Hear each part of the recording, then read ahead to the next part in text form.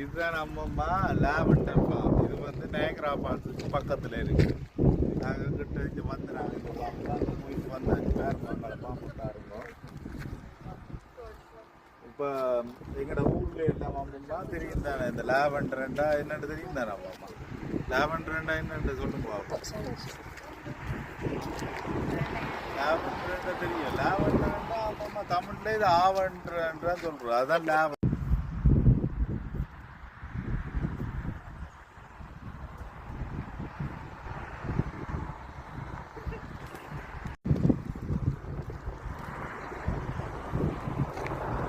Form ஆமாம்மா தெரியும் தானே, லாவெண்டர்ண்டா அதாவது தமிழில் ஆவெண்டர்ன்றான்னு சொல்கிறாரு.